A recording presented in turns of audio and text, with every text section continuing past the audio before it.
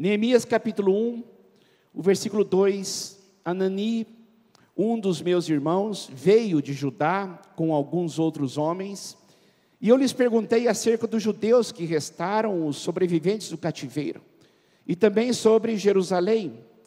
E eles me responderam: aqueles que sobreviveram ao cativeiro e estão lá na província, passam por grande sofrimento e humilhação. O muro de Jerusalém foi derrubado, as suas portas foram destruídas pelo fogo. E quando eu ouvi essas coisas, sentei-me e chorei, e passei dias lamentando, jejuando e orando ao Deus dos céus.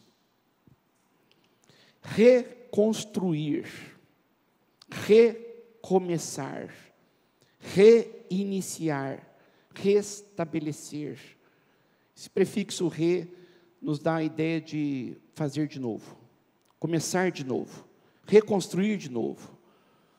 E o texto que nós lemos, o livro de Neemias, fala sobre isso, a reconstrução de Jerusalém, a reconstrução dos muros de Jerusalém. E é um desafio que nós estamos nos deparando sempre em nossa vida, do recomeço, do reinício, da reconstrução. Reconstruir um casamento, reconstruir um relacionamento pai e filho, reconstruir uma família, reconstruir, recomeçar na carreira profissional, na estrutura orgânica, política e econômica do Brasil. O profissional tem que se reinventar. Então sempre nós temos possibilidade de reiniciar uma nova etapa, recomeçar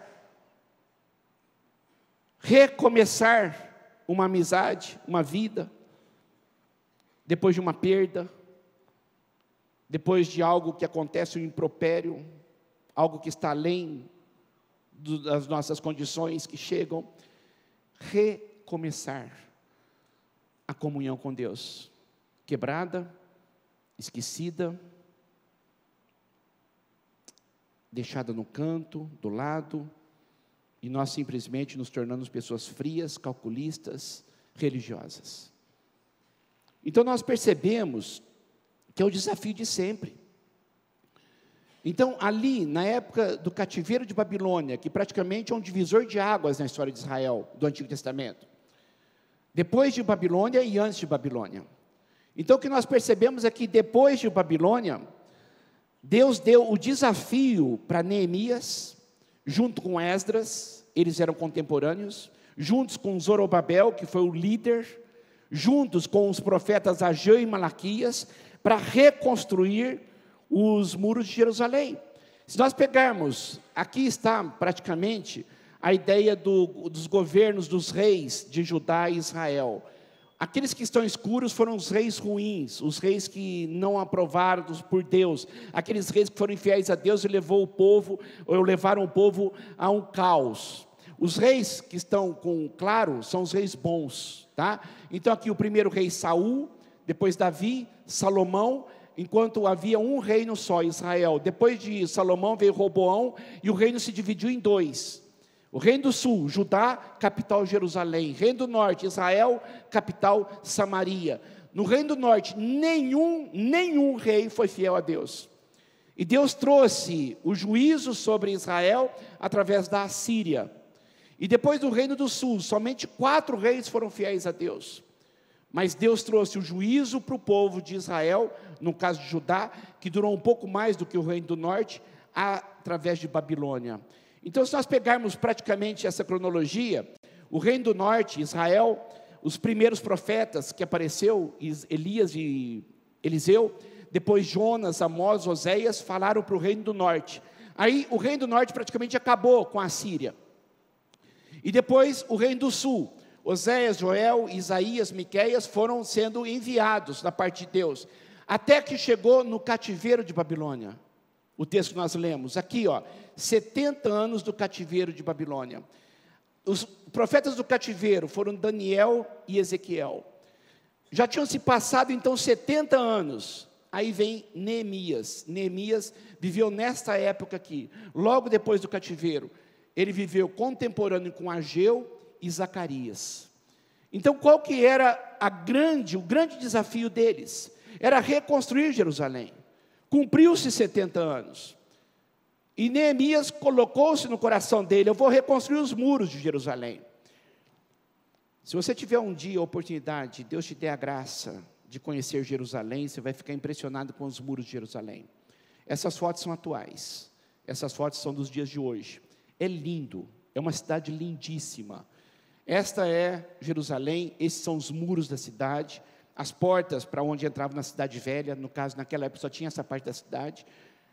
Esta é, ou são as muralhas de Jerusalém. Essa foto aqui é linda, dá para ter uma ideia bacana. O Monte das Oliveiras aqui em cima.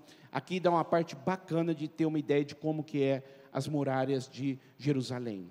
Algo imponente, algo lindo, algo muito bonito. Na época de Jeremias, estava mais ou menos assim. Era esta a imagem que eles vinham, era essa imagem que eles tinham. Esse texto de Neemias, levantemos-nos, edifiquemos, ou seja, vamos reconstruir as muralhas, porque era só monturo, era caos, eram ruínas, eram pedras sobrepostas. Então, esta que era a ideia, um imenso desafio: vamos recomeçar, vamos dar um novo começo.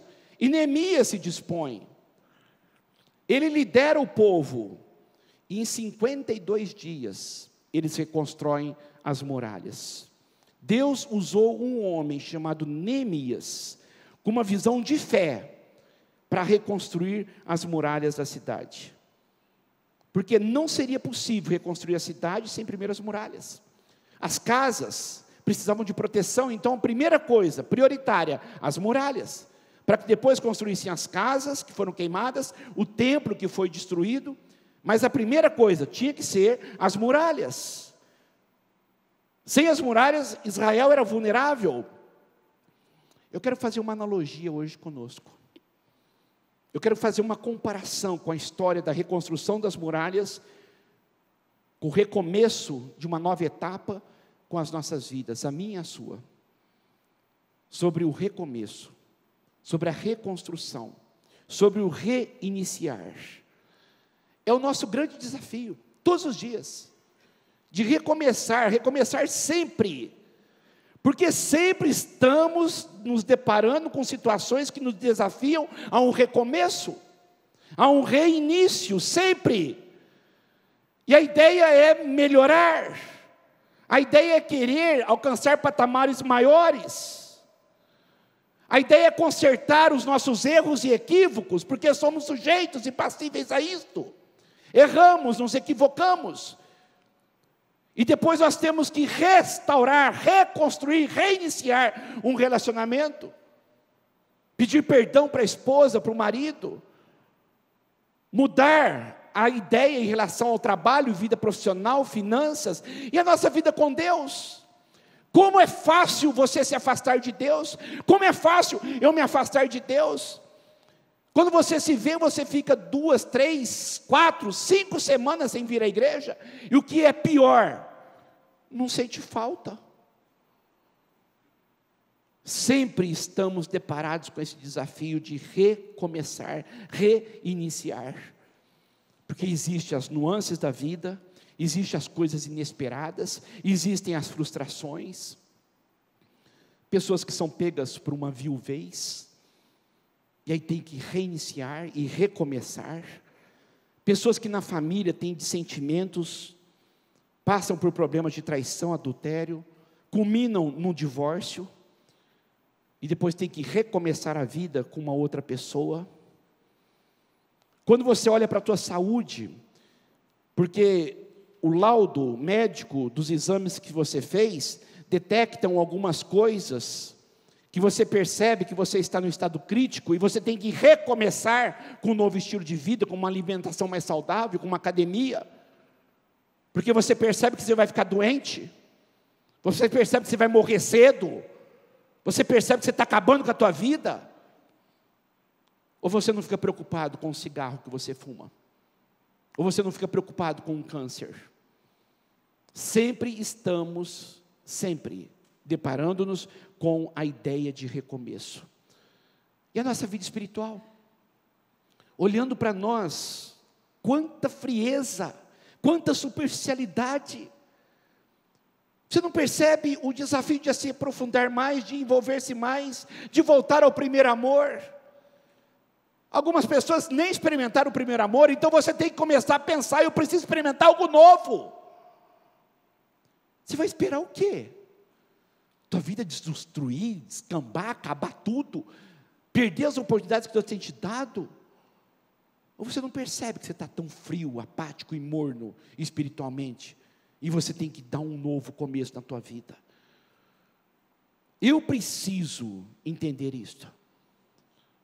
Então, quando nós olhamos para Neemias, percebemos que ele conseguiu recomeçar, ele conseguiu reiniciar uma nova etapa.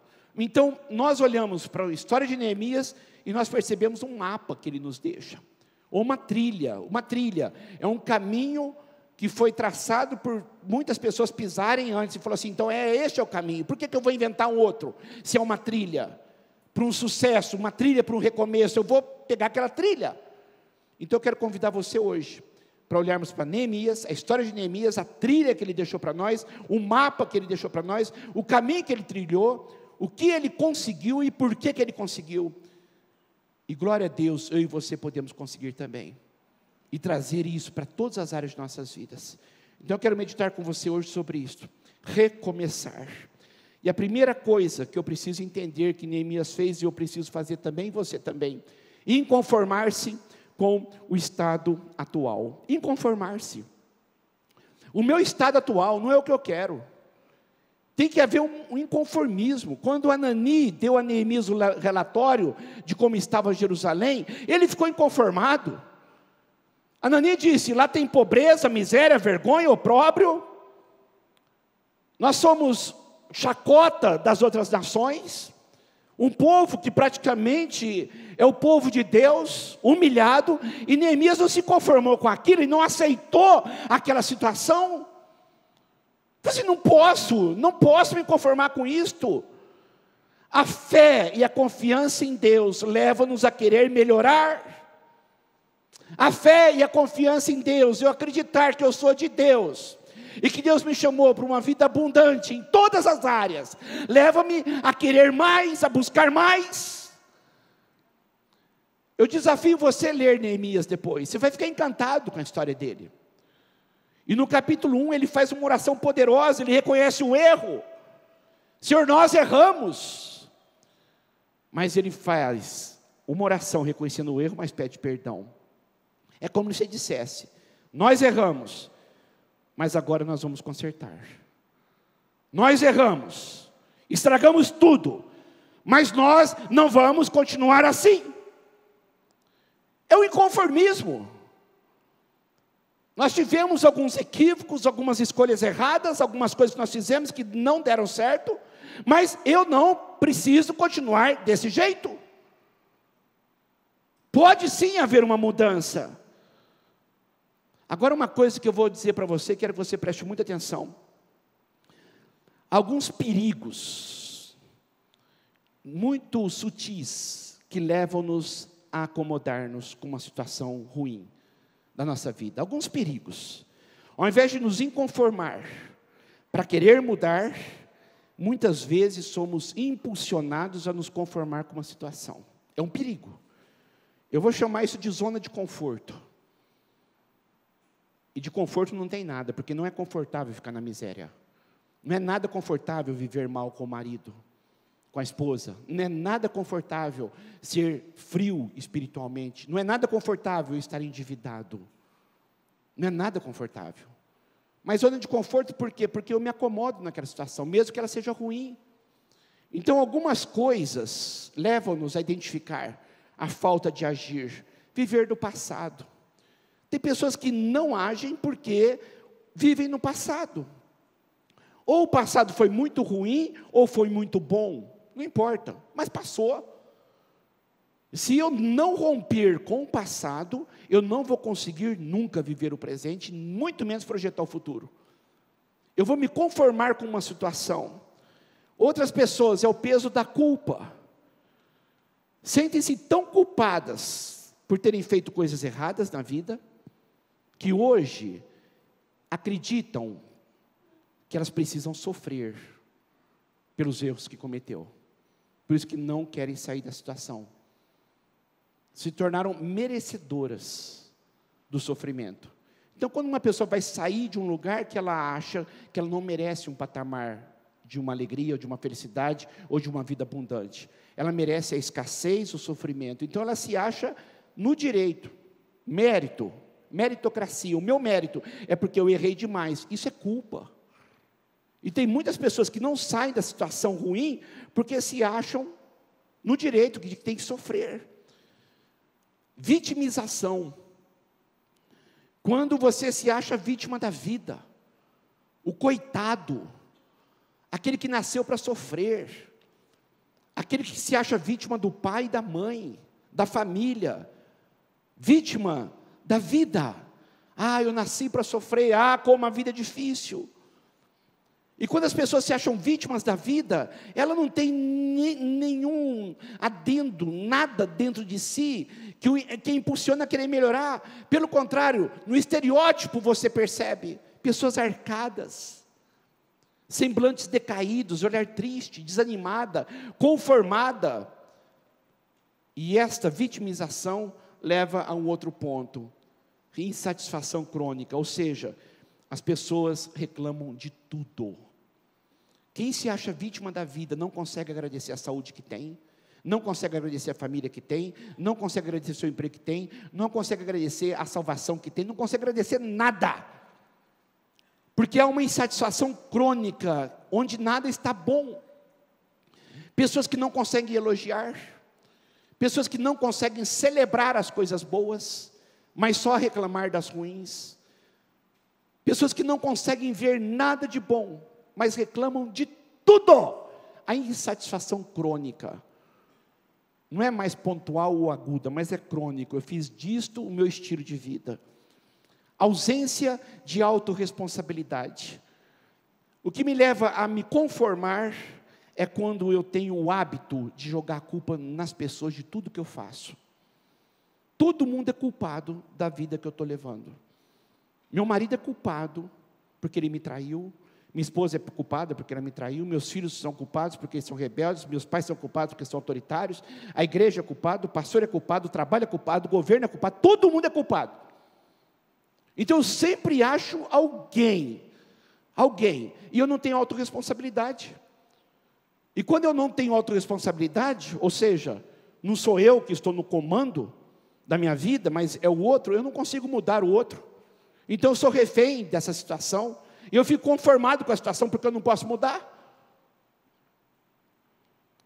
Ele errou, ela errou, mas eu decidi perdoar, a responsabilidade é minha.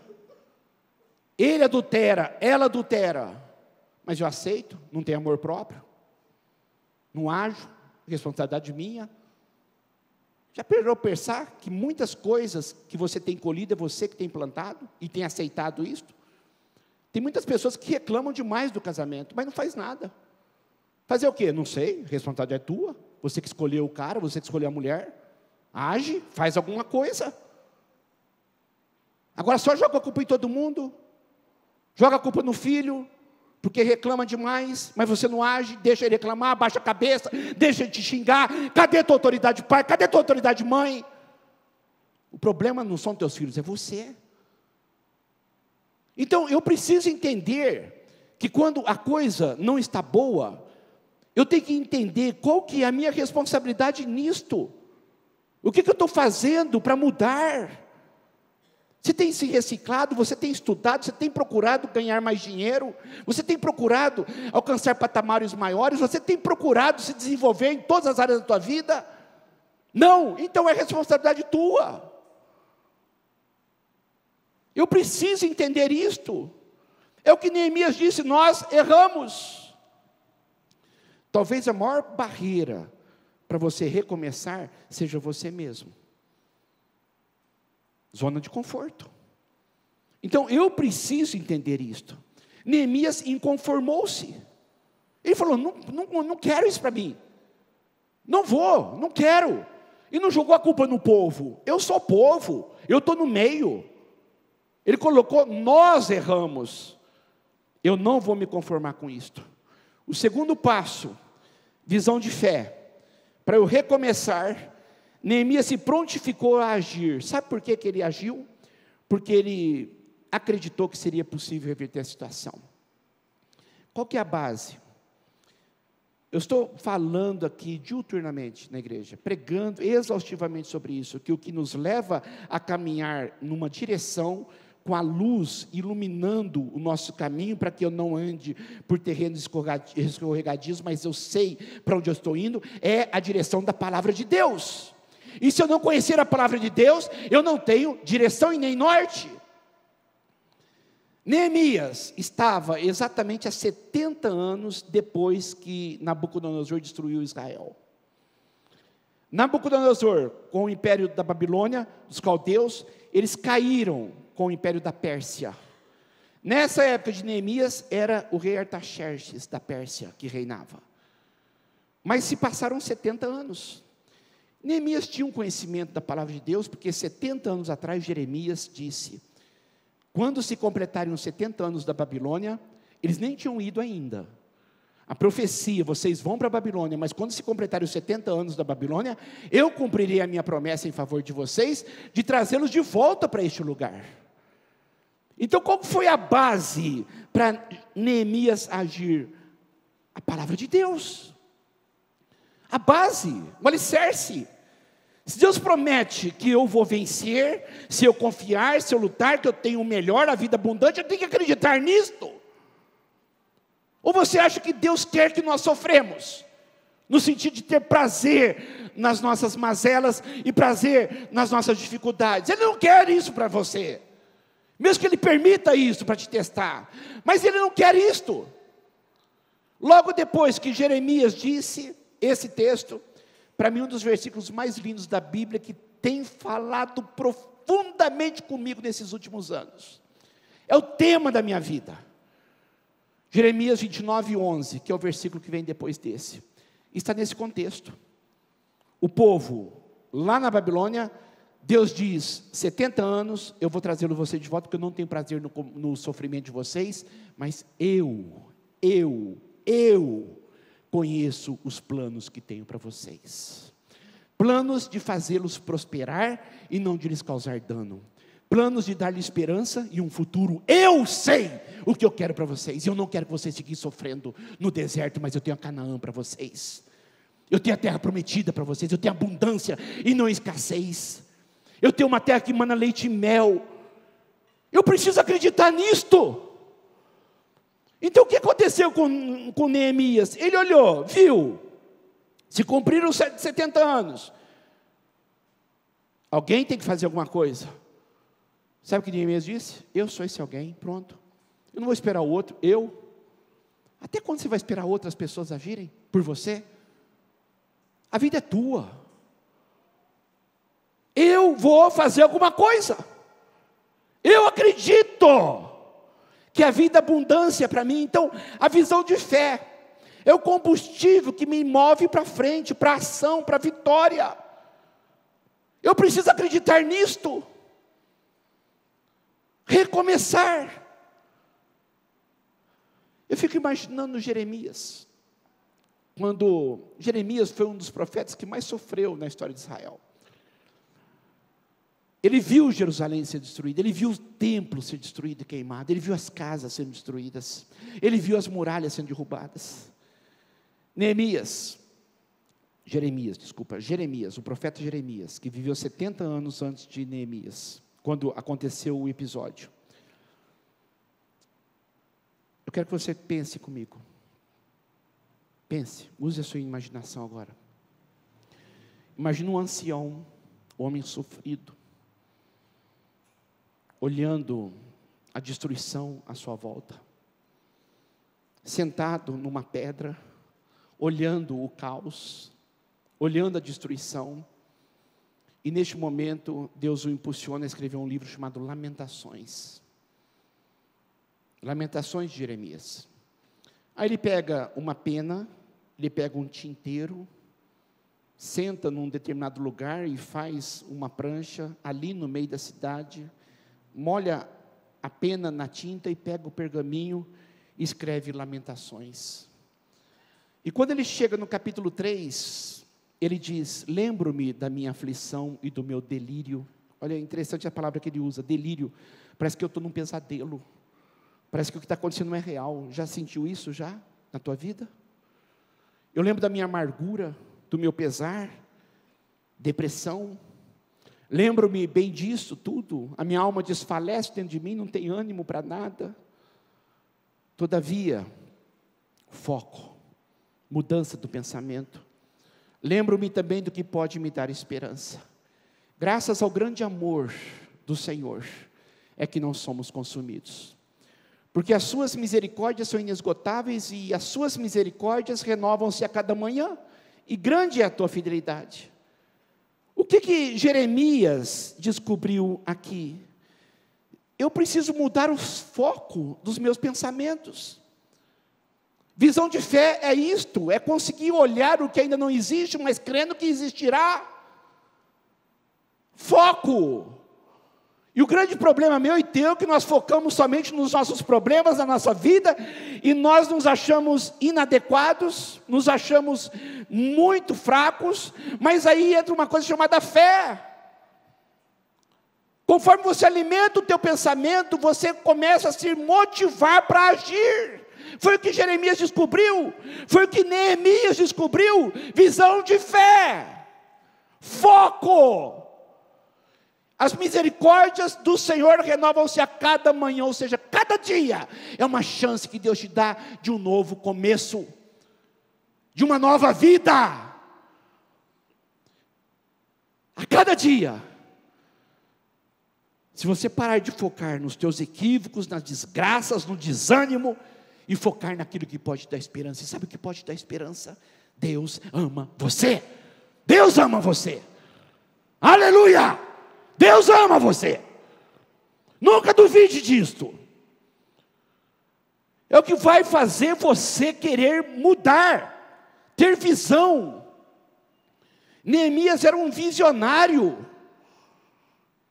Ele sabia o que ele queria para a sua vida. Ele queria reconstruir os muros de Jerusalém. Se quisermos recomeçar, nós precisamos ter visão de onde nós queremos chegar. As muralhas de Jerusalém foram reerguidas, reconstruídas, restauradas em 52 dias. Mas na mente de Neemias, ele já tinha aquelas muralhas reerguidas antes de elas serem reerguidas. Visão, poder da fé. Eu vejo onde eu quero chegar. Tudo começou na mente dele, que o impulsionou a agir.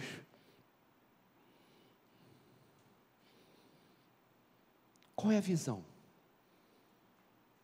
que você tem para a sua vida?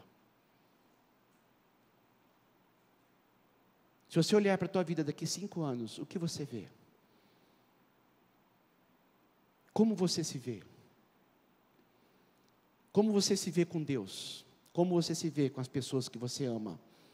Como você se vê na tua saúde, no teu corpo? Como você se vê no teu trabalho? Como você se vê financeiramente? Qual é a tua visão? Qual é a tua visão? O que te impulsiona a viver? O que você visualiza? Seja muito sincero com você. É justamente por aqui que nós precisamos entender que a zona de conforto tem que ser extirpada da nossa vida. Porque a incredulidade, o desânimo, a reclamação, a revolta, a vitimização, vai tirar de mim essa visão de onde eu posso chegar. Eu preciso entender isto. Eu preciso entender que cada dia jogado fora nunca mais voltará. E o que você precisa entender é que você tem jogado fora meses e anos preciosos que nunca mais vão voltar. E fica chorando o leite derramado, fica chorando as mazelas da vida, fica chorando o que aconteceu, deixou de acontecer. Até quando? Até quando? Até quando? Qual que é a visão que você tem para o futuro?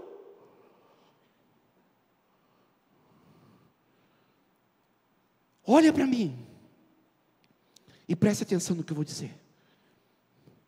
Você não tem tendência à depressão. Quebra com isto. Isto é do diabo. Você não tem tendência à depressão. Não põe isso na tua cabeça. Não põe isso na tua cabeça.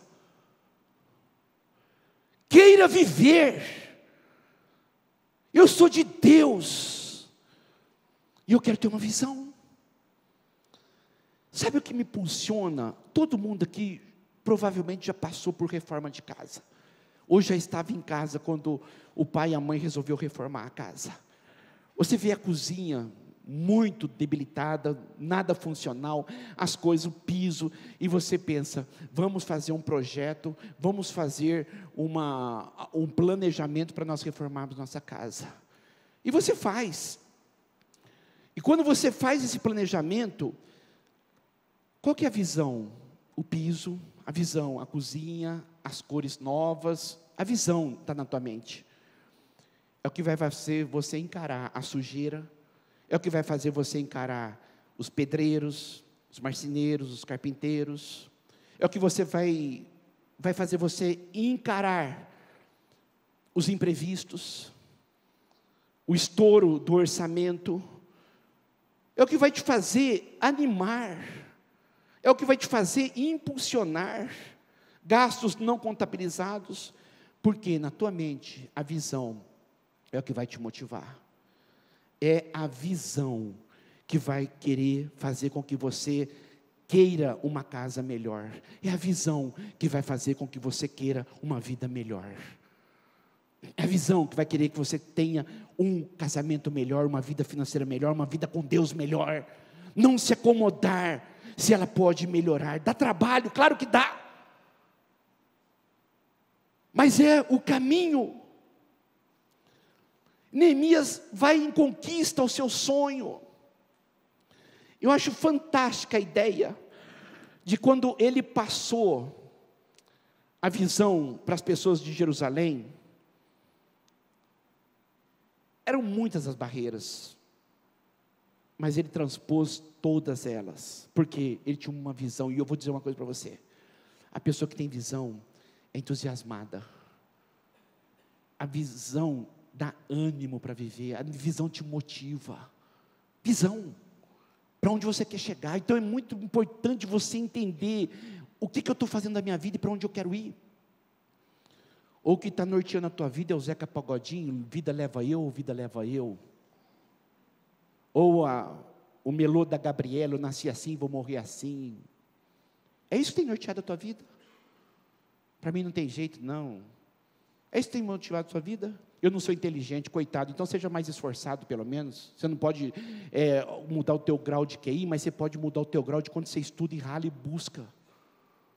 Você pode ser mais, interessar-se mais em estudar mais. Já que você não é tão inteligente, compense então no estudo.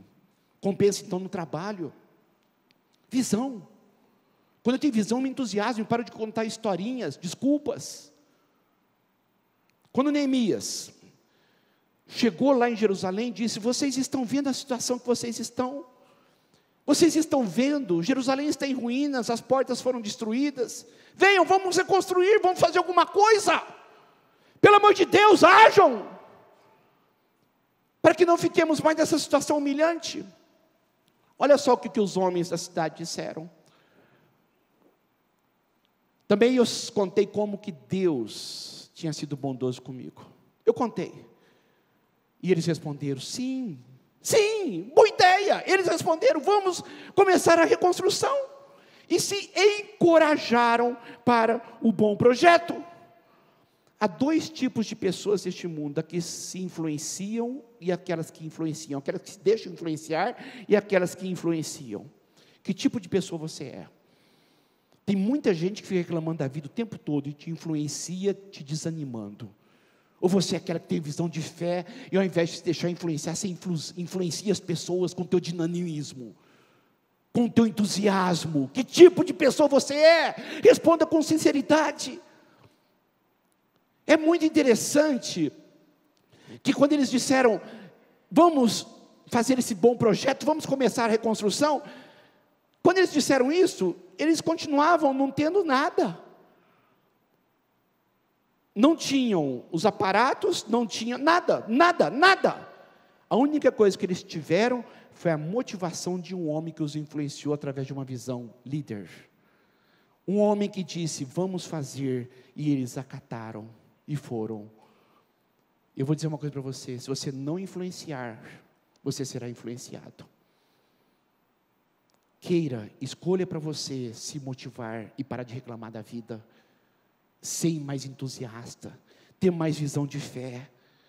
Queira ser uma pessoa mais feliz, mais grata. Queira ser uma pessoa mais satisfeita. Queira ter motivação para viver. O que te faz levantar todos os dias da tua cama? Você simplesmente trabalha para sobreviver? Ou você está trabalhando para viver e viver bem? Faz alguns questionamentos. Faz algumas indagações. Porque você pode estar perdendo oportunidades tremendas por falta de visão de fé. De algo prazeroso, aprazível, desejável, que é muito melhor do meu estado atual. Visão de fé. Quando Neemias se inconformou com o estado atual, teve visão de fé e também teve estratégia para agir. Não basta eu acreditar que é possível. Não basta eu ter fé e sonhos. Não basta eu não me conformar com a situação. Não basta, se eu não agir. Então, visão é para onde eu vou. Estratégia é como eu vou. Visão é para lá que eu vou. Tá, mas como que eu vou? Tem muitas pessoas que fazem projetos tremendos para a vida, maravilhosos, mas não tem estratégia de como chegar lá. Não tem estratégia de como chegar lá. E Deus nos deu uma coisa fantástica chamada inteligência. Deus nos deu uma coisa fantástica chamada criatividade. Somos seres pensantes. Deus não nos eximiu da nossa capacidade de pensar, programar, arquitetar. É a nossa parte. Deus não nos dispensou nisto. Neemias tinha a bênção de Deus. Agora ele precisava de uma estratégia. Ele era copeiro de Atarxerxes, rei da Pérsia. Ele vivia no palácio. E um dia ele estava colocando vinho na taça do rei, e o rei olhou para ele e viu que ele estava com o semblante decaído, porque foi logo que Anani disse que Jerusalém estava um opróbrio, um caos. Ele ficou muito triste, orou, pediu para Deus, eu quero fazer alguma coisa. E quando ele ficou triste, e o rei viu isto, e não era o semblante dele usual, perguntou, o que você tem, Neemias? Ele disse, a cidade do meu pai, dos meus pais, os sepulcros dos meus pais estão destruídas. E o rei perguntou, o que você gostaria de pedir para mim? Deus começou a abrir portas. Então eu orei ao Deus dos céus, oração relâmpago. Sabe aquela oração que você faz no trânsito, na hora, de 3, 4 segundos? Você pede, Deus me dê sabedoria. Foi essa oração que ele fez, relâmpago. Se for do agrado do rei, deixe-me ir à cidade de Jerusalém, para que eu possa reconstruí-la. Eu vou dizer uma coisa para você de todo o meu coração. Quando você decide no teu coração, Deus começa a agir nos externos, para que aquilo que você decidiu se cumpra. O coração do rei está nas mãos do Senhor, como ribeiro de águas, e assim como Deus quer, Ele move. Provérbios. O coração do teu chefe, o coração da tua família, o coração das pessoas, todas estão nas mãos de Deus, e Deus honra a tua atitude e favorece para o teu bem, quando você decide agir. O rei disse, você quer ir? Quero. Aí ele pensou, já que é para pedir, eu vou pedir bem pedido. Aí ele pediu mais uma coisa, estratégia, cabeça. Como é que ele ia sair de lá e entrar lá em Jerusalém, até chegar em Jerusalém, porque era longe, a Pérsia, a Babilônia, era longe, os caldeus lá no norte, até chegar lá, Israel era longe. Como é que ele ia com uma caravana? Podia ser atacado. Aí ele disse, se for do agrado do rei, me dê cartas aos governadores Trans-Eufrates, dessa região toda, para que me deixem passar até chegar em Judá. Ou seja, ele tinha uma estratégia, ele usou a inteligência e a criatividade. Sabe o que falta para você sair desse patamar, começar a agir e fazer a tua parte? Deus abençoe minha família, mas o que você tem feito para que a tua família seja abençoada? Abençoe meu casamento. Tenha mais paciência com a tua mulher. Estratégia. Passa mais tempo com os teus filhos. Estratégia. Visão. Onde eu quero chegar? Eu quero uma faculdade tremenda. Então para de ficar em Facebook, WhatsApp, vai estudar. Estratégia. Você quer que Deus faça o quê? Se você não tem feito nada. Qual que é a estratégia que você tem? Qual que é a estratégia que você tem de um trabalho melhor? Reclamando do jeito que você reclama o tempo todo. Que estratégia você tem de vida? Mas oração não falta. Vem na igreja, todo dia ora. O que adianta? O que adianta? Deus abençoe o meu casamento, mas em casa é um cavalo com a mulher, reclama de tudo. Só reclama de tudo, não tem uma palavra de carinho, não tem um elogio, não tem nada, nada. E a mulher é a mesma coisa, chata, implicante. Eu quero um marido bom. Será que você merece um marido bom, com esse gênio que você tem? Então muda, estratégia.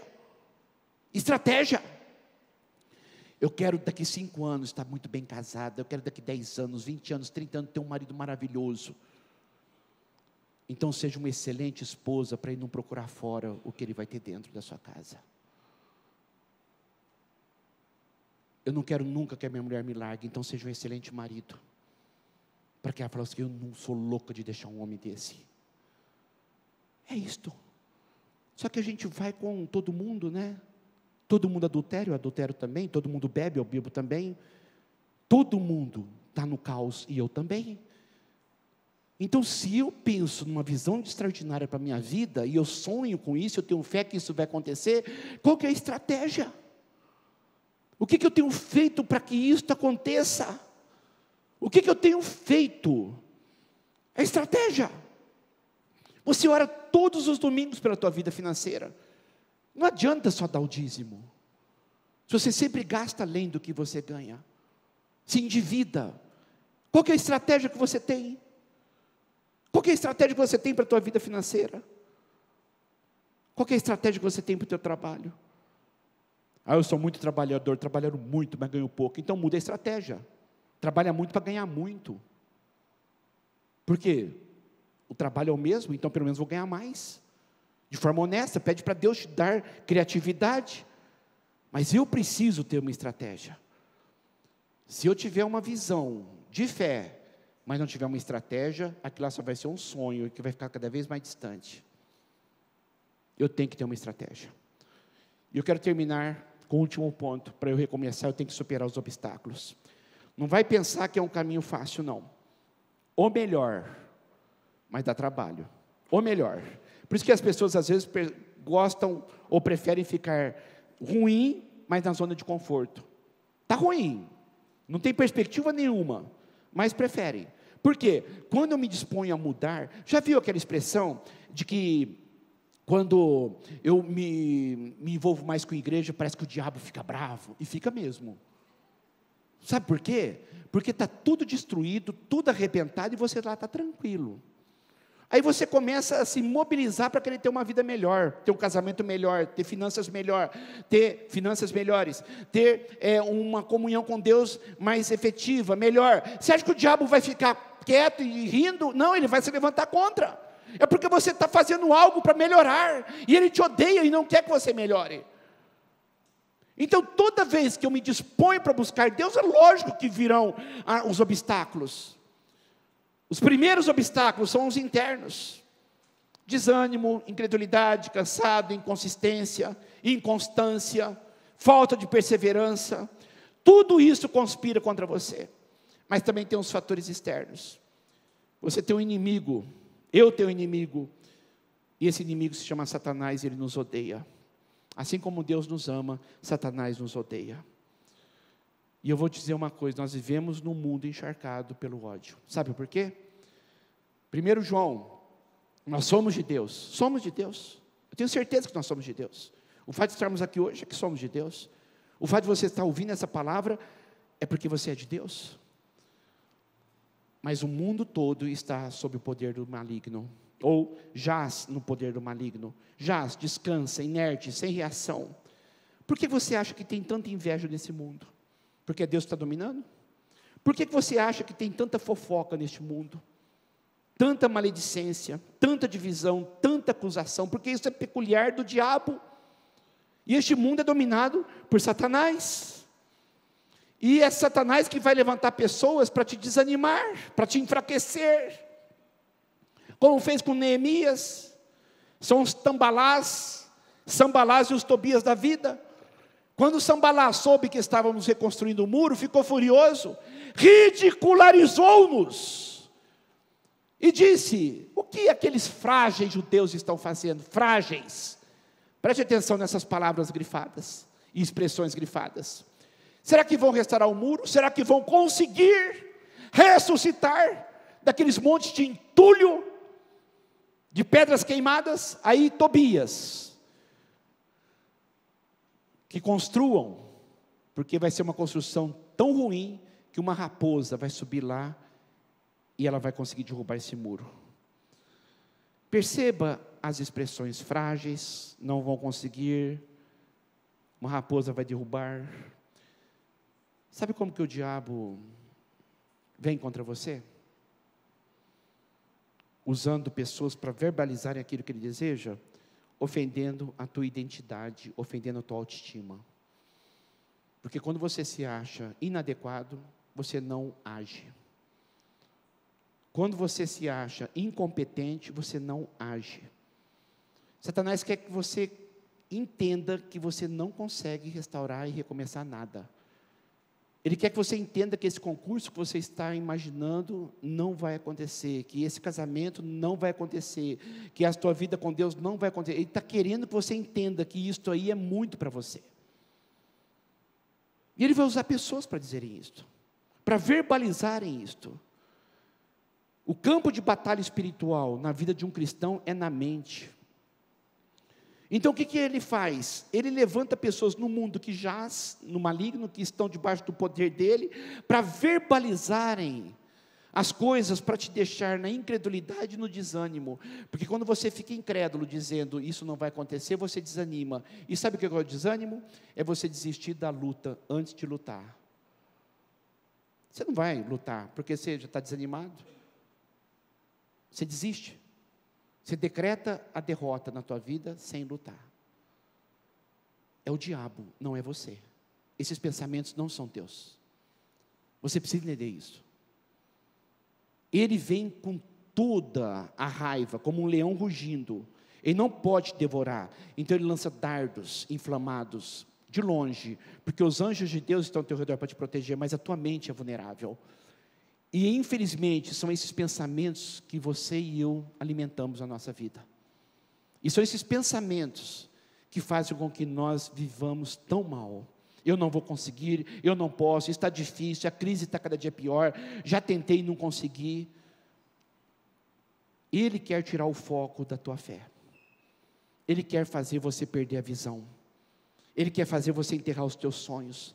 Ele quer fazer você entender que a tua vida é isto mesmo e vai sempre isto. Ele quer destruir a tua alma. Então eu vou dizer uma coisa para você: quando você quer recomeçar, você vai encontrar obstáculos. Aqui dentro e externos. Satanás vai levantar pessoas para te desanimar. Olha para mim. Essas pessoas podem estar dentro da tua casa. A tua luta não é contra elas, é contra o diabo. Mas algumas pessoas dentro da casa ofendem tanto umas às outras, que é praticamente o diabo verbalizando. Eu não tenho que ficar com raiva dessas pessoas, mas eu tenho que tomar cuidado para pensar: eu não vou dar ouvidos para isso. Ame os teus filhos, ame os teus pais, ame a tua esposa, ame o teu marido, mas cuidado com o que você ouve. E agora eu vou bem mais fundo. Cuidado com o que você fala. Cuidado com o que você fala. A tua luta não é contra as pessoas que estão lá para serem seus aliados. A sua luta é contra o teu inimigo. Então não faz dos teus aliados os teus inimigos. E não faz do teu inimigo o teu aliado. Tenha percepção de batalha espiritual.